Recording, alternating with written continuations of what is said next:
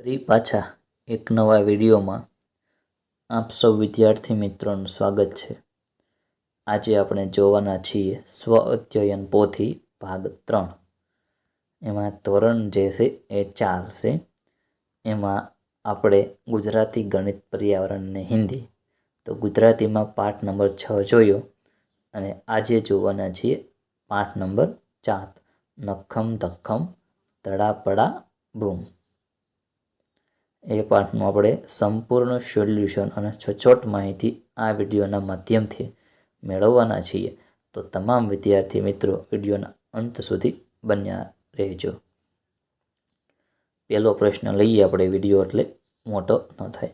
ચિત્ર જોઈને પ્રશ્નોના જવાબ આપવાના છે। સરસ મજાનું ચિત્ર આપણને આપેલું છે, એ ચિત્રના આધારે આપણે પ્રશ્નોના જવાબ આપીશું।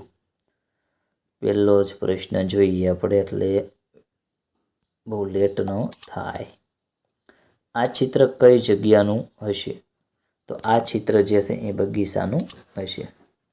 બીજું, પતંગિયું ઉડીને ક્યાં જતું હશે? તો પતંગિયું ઉડીને ફૂલ પર બેસવા જતું હશે। ત્રીજું, ચિત્રમાંની લાલ ફ્રોકવાળી છોકરી શું કરતી હશે? તો ચિત્રમાંની લાલ ફ્રોકવાળી છોકરી નૃત્ય કરતી હશે, અથવા તો સમજાવતી હશે કે આ ફૂલ જે છે એને અડવા નહીં અથવા તો તોડવા નહીં। ચોથો, ફુવારામાંથી બહાર ઉડતું પાણી તમારા પર પડે તો ફુવારામાંથી ઉડતું પાણી મારા પર પડે તો મને ઠંડુ લાગે ને મજા આવે। પાંચમું જોઈએ, ચિત્રમાં કેટલા બાળકો છે? તેમના નામ શું હશે?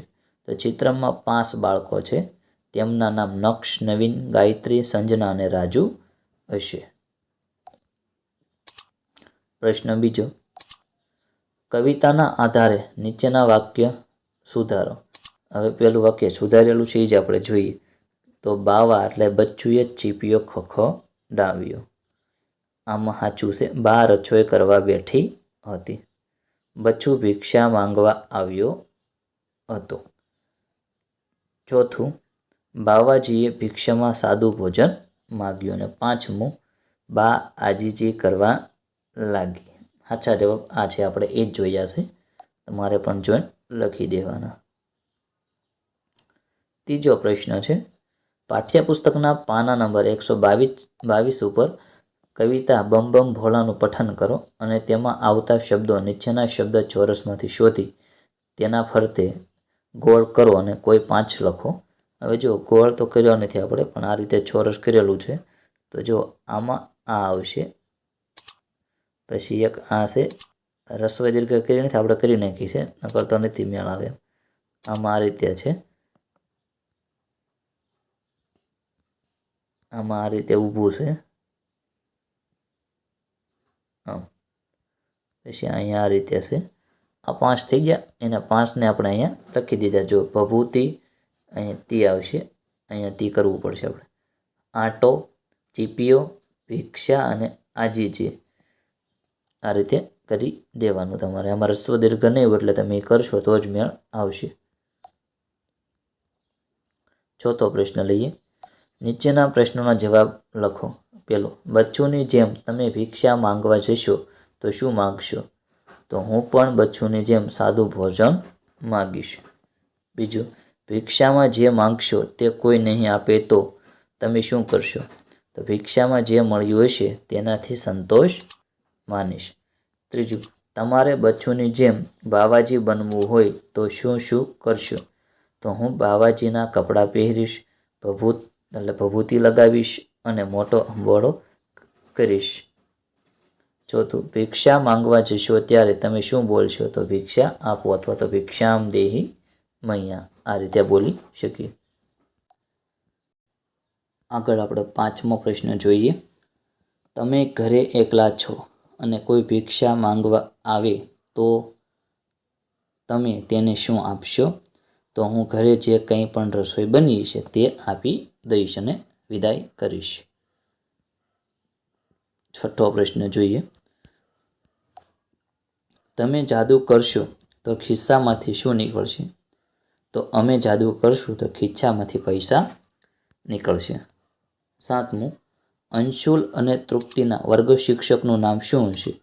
તો અંશુલ અને તૃપ્તિના વર્ગ શિક્ષકનું નામ કાજલબેન હશે. 8મું, તમે જાદુગર બનો તો જાદુ કરતી વખતે કયો મંત્ર બોલશો? તો આબ્રાકાડાબ્રા, ગિલ ગિલ છું, નખમ ધખમ ધડા પડા બૂમ, આ રીતે મંત્ર બોલીશું. 5મું, દરેક વાક્યમાં નીચે આપેલા બંને શબ્દ આવે તેવું વાક્ય બનાવો. પહેલું, ડાકણ અને લીંબુ છે, તો તેણે લીંબુ કાપીને કીધું ડાકણ કાપી.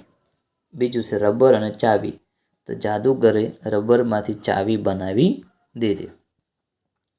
ત્રીજું, જામફળ અને બંગડી, તે આવ કહે ત્યારે જામફળ અને બંગડી બંને આગળ આવે. દુપટ્ટો અને ચૂનાનો ભૂકો, તેણે એક દુપટ્ટામાં ચૂનાનો ભૂકો ભભરાવ્યો. 5મું, ચપ્પુ અને જાદુગર, જાદુગરે ચપ્પુ લઈને લીંબુ કાપ્યું. 6થો પ્રશ્ન, નીચેની વસ્તુઓ કઈ જાદુની ક્રિયા સાથે જોડાયેલી છે તે ક્રિયાનું નામ શબ્દ સામે લખો. હવે ઇલેક્ટ્રિક તો આવાવ અને જાજા, જીવડું તો કાપો ડાકણ, પછી જામફળ તો આવાવ અને જાજા, ચોથું ચપ્પુ તો કાપો ડાકણ, બંગડી તો આવાવ અને જાજા, છઠ્ઠું છે સફેદ દુપટ્ટો તો આવ અને જાજા, રબર છે તો આવ અને જાજા, 8મું લીંબુ છે તો કાપો ડાકણ, 9મું હળદર તો કંકુ પગલા, અને 10મું ચૂનાનો ભૂકો તો કંકુ પગલા. 7મો પ્રશ્ન, વાર્તાના આધારે વિધાન સાચા હોય તો વિદ્યા અને ખોટા હોય તો જાદુ લખો. હવે મનસ્વી અને નરેન્દ્ર ચમત્કારિક શક્તિવાળા હતા તો જાદુ એ ખોટું હતું. પછી લીંબુમાં ઇન્જેક્શન મારીને કશુંક નાખ્યું હશે તો એ પણ જાદુ એટલે ખોટું છે.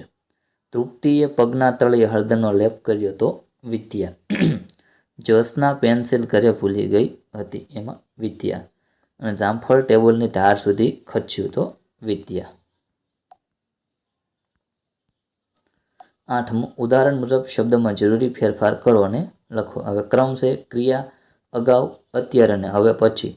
પહેલું જોઈએ, જો ઉદાહરણ છે ખાવું, તો હવે અગાઉ આવશે ખાધું, અત્યારે ખાઉં છું અને હવે પછી ખાઈશ.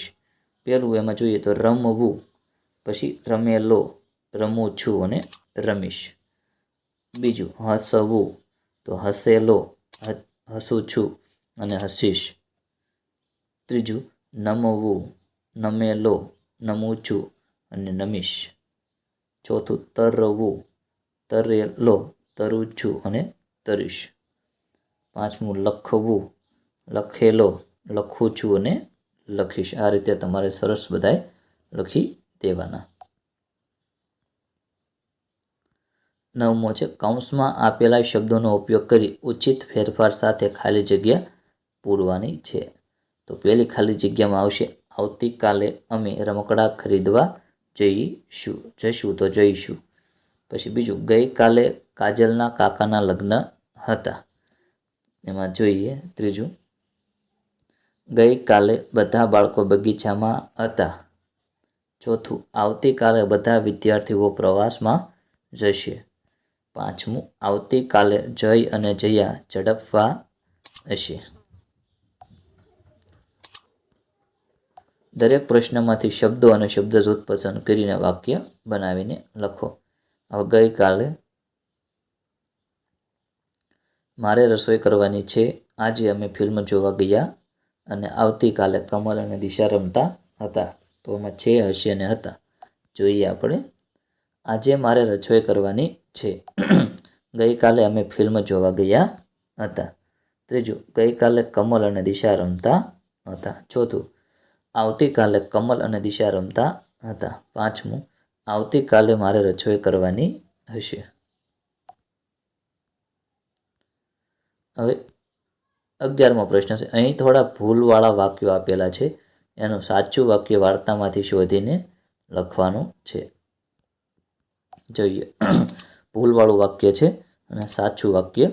તો જો ભૂલવાળું છે, તે સાથે તૃપ્તિ અને બંગડી જામફળ બાજુ માંડ્યા ખસવા. સાચું વાક્ય શું છે? તો તે સાથે જામફળ અને બંગડી તૃપ્તિ બાજુ ખસવા માંડ્યા. બીજું, તમારી વસ્તુ કદાચ અંશુલના જાદુગર ખિસ્સામાંથી નીકળે. સાચું શું છે? તો કે કદાચ તમારી વસ્તુ જાદુગર અંશુલના ખિસ્સામાંથી નીકળે. ત્રીજું, રજૂ થાય છે જાદુગર અને જાદુગરની તૃપ્તિ જાદુ નાખેલ જેને રજૂ કરે છે. સાચું વાક્ય છે, રજૂ થાય છે જાદુ નાખેલ જેને રજૂ કરે છે જાદુગરની તૃપ્તિ અને જાદુગર. ચોથું, સાચું પણ તે કોઈ જાદુ નથી, જામફળ રબર અને છાવી ખચ્યાથી. સાચું વાક્ય, જામફળ રબર અને છાવી ખચ્યાથી સાચું પણ તે કોઈ જાદુ નથી. પાંચમું, ચાટેલો છે ઝીણો ભૂકો ચૂનાનો દુપટ્ટા પર. દુપટ્ટા પર ચૂનાનો ઝીણો ભૂકો ચાટેલો છે. અહીં આપણે પાઠ 4-7 છે એ પૂર્ણ કરીએ છીએ. વિડીયો જો ગમે તો લાઈક, શેર અને સબસ્ક્રાઈબ કરવાનું અને તમારા ભાઈબંધ દોસ્તાર જે છે એને શેર કરવાનું ભૂલતા નહીં, જેથી કરીને અમારા જે નવા વિડીયો આવે છે સૌથી પહેલાં તમને મળે. તો અહીં સુધી રાખીએ છીએ. ફરી નવા વિડીયો સાથે નવી મુલાકાત.